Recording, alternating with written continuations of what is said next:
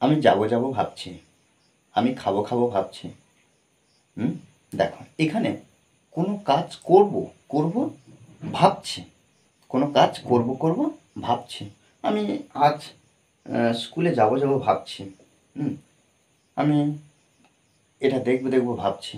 দেখো এই ধরনের বাক্য আমরা বাংলাতে বলি, এগুলো কি করতে হবে আমাদেরকে ইংরেজিতে বলতে হবে। দেখো ছোটো ছোটো টিপস কিন্তু আমাদেরকে শিখতে হবে স্পোকেন ইংলিশের ক্ষেত্রে। দেখো এক্ষেত্রে দেখো আরেকটা কি, আমি যাবই, অর্থাৎ এটা আরেকটা যদি আমরা লিখি, আমি যাব আর আমি যাবই, দুটোর মধ্যে কি পার্থক্য? অলরেডি কিন্তু আপনারা বুঝতে পেরেছেন যে দুটোর মধ্যে কি পার্থক্য। আমি যাবই অর্থাৎ জোরের সঙ্গে বলা হচ্ছে যে আমাকে আহ, অবশ্যই যেতে হবে, কি আমাকে অবশ্যই যেতে হবে। আর এখানে কি আমি যাব, সাধারণভাবে বলা হচ্ছে। দেখো একটা সুন্দর টিপস আমরা একটু শিখব। এটা করার আগে বা এর যে কোন রুলে আমরা বাক্যটা করবো ইংলিশে, তার আগে আমরা এই দুটো বিষয় একটু সহজে জেনে নিই। দেখো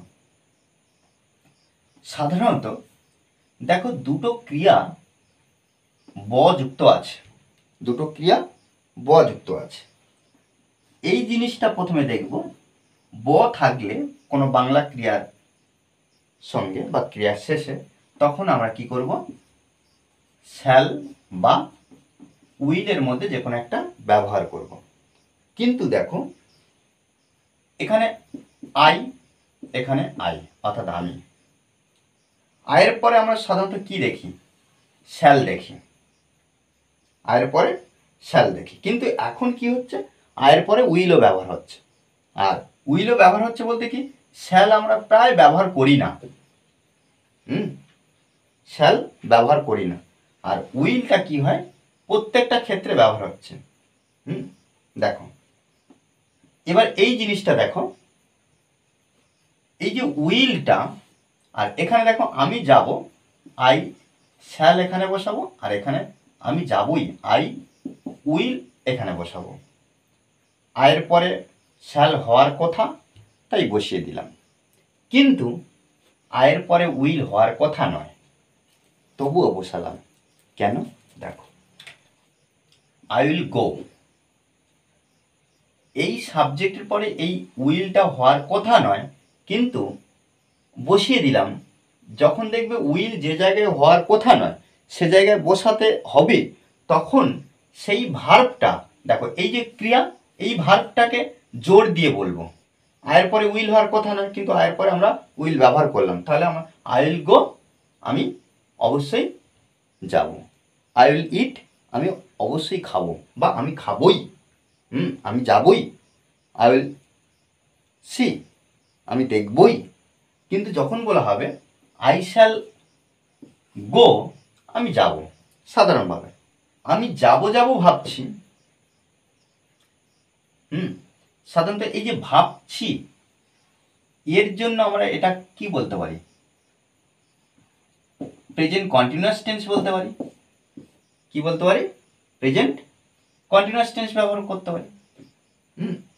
আর যেহেতু ডবল করে দেওয়া আছে, এর জন্য যে রুলটা আমাদেরকে মানতে হবে সেটা কি, ফার্স্ট টাইম সাবজেক্ট ব্যবহার করব, তারপরে আমরা থিঙ্ক ব্যবহার করব।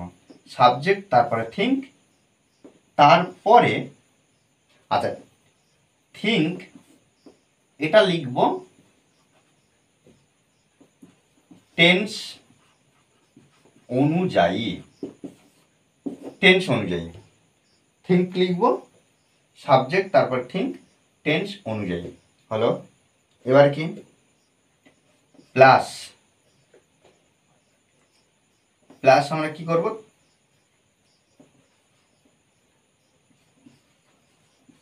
অ্যাবাউট বা অফ। তারপরে দেখো আমরা V1 এর সঙ্গে আইএনজি যুক্ত করব, ভার্বের সঙ্গে আইএনজি যুক্ত করব। V1 মানে ভার্ব, অর্থাৎ V1 মানে ভার্বের প্রেজেন্ট রূপটা। এবার দেখো আমি যাবো যাবো ভাবছি, এটা এই রুল অনুযায়ী আমরা সুন্দরভাবে ট্রান্সলেট করব। দেখো আই বসালাম, এই যে ভাবছি এটা কি প্রেজেন্ট কন্টিনিউয়াস টেন্স, সেক্ষেত্রে আমরা টেন্স অনুযায়ী দেখো থিংটাকে আমরা ব্যবহার করব। তাহলে এখানে লিখতে পারি I am thinking, I am thinking of going. Okay, দেখো এটা আরেকভাবে করতে পারি, আই অফ ব্যবহার করেছি, এবার about, about going. Okay, I am thinking of going, আমি যাব যাব ভাবছি। ওকে, দেখো এভাবে কিন্তু আমাদেরকে অনবরত প্র্যাকটিস করতে হবে। ওকে, আর এই ক্লাসটি যদি ভালো লাগে অবশ্যই লাইক কমেন্ট শেয়ার, আর যারা এখনো পর্যন্ত এই চ্যানেলটি সাবস্ক্রাইব করেননি তারা অবশ্যই চ্যানেলটি সাবস্ক্রাইব করে পাশে থাকবেন। Okay, thanks for watching this video.